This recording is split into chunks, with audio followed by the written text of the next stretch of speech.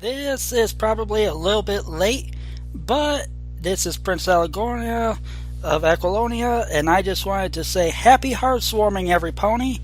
Before I start, I want to apologize for catch-up month falling apart. Things have been really busy lately, and I've had to do a lot of extra work. I haven't had time for videos, barely any time for my RPs, and almost no time at all to catch up on episodes. I know I've been promising a lot lately and not delivering, and I'm sorry for letting you all down. That out of the way, the original plan for today was either to review Apple Family Reunion or Family Appreciation Day. Something else came out, though, that seems even more fitting for this special day. That would be the Holiday Special comic. And, well, I wasn't going to pass this one up. So, here we go. The basic plot of the comic is this. Applejack finds out Sunset Shimmer is alone for the holidays and decides to do something nice for her.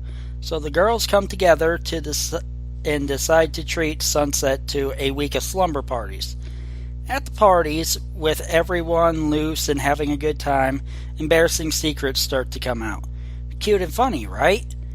But someone starts posting these secrets onto a popular social media site under the name Anonymous.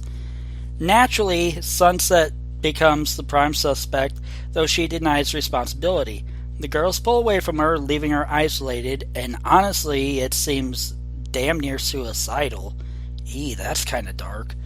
But she's eventually able to clear her name and force the real culprits into the light. Turns out it was the CMC who were jealous and frustrated that the Humane Five were spending all of their time with Sunset, and they felt were pulling away from them.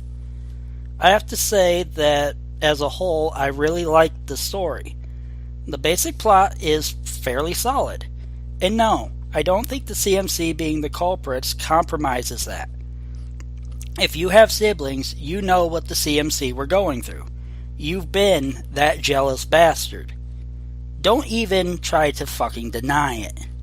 Jealousy hurts, and you want to hurt the person you're jealous of right back. Besides that, they get 6 solid months of detention for their actions, so there is some comeuppance here.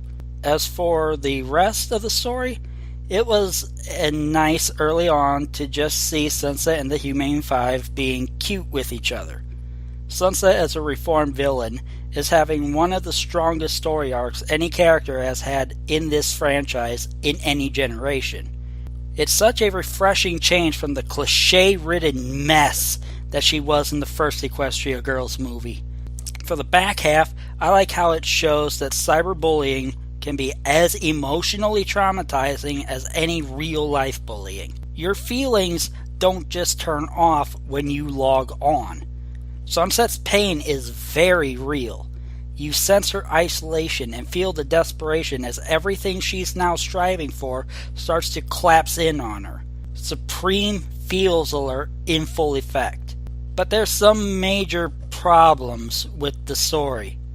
Well, only 2 really, but they are doozies. The first, and less harmful one, is that the story is just an amalgamation of tropes from other stories. Ted Anderson uses elements of the story he did with Trixie and Babs in issues 20 and 21 of the main comic series. Someone frames a reformed villain. That reformed villain goes through intense pain as everyone doubts them. Eventually, they clear their name. He also borrows elements from For Whom the Sweetie Belle Toils, with jealous sisters who feel they aren't getting enough attention, trying to strike back in extremely damaging ways.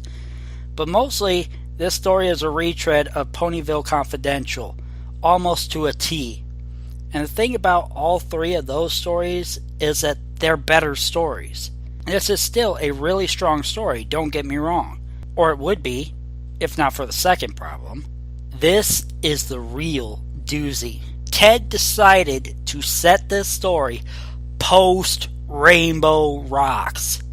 He has Sunset writing to Twilight through the magical diary, which is supposed to provide extra feels in a story that's already very heavy on the feels.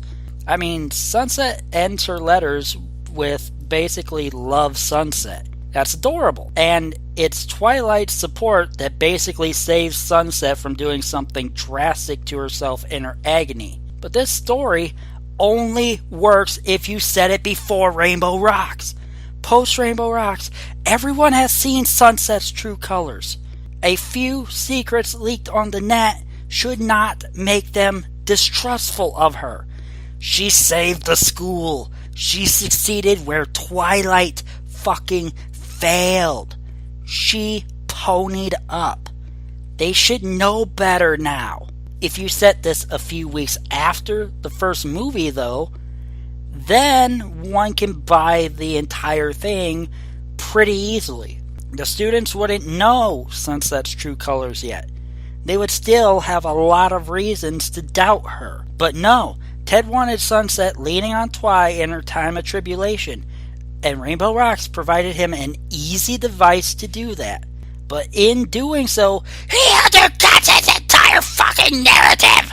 And that sucks, because I really like the story. I do. It's not great. It is derivative of better things both Ted and the show proper has done. But I'm willing to forgive that because it hits all the emotional nerves just right. It's a great button-pushing kind of story. This should be an easy 3.5 stars. I can't give it that, though, because the framing device with Twilight makes the whole thing make zero fucking sense! As it stands, this is a 2 3/4 star book. And that's fucking sad, because it deserves better than that. These characters deserve better than that. This should have, by all rights, been better than that. I hate to be a Grinch, but Ted Anderson, you had your second chance and you blew it. Forfeit your holiday gifts, go in the corner, and think about what you have fucking done. Alagorna, out. This is probably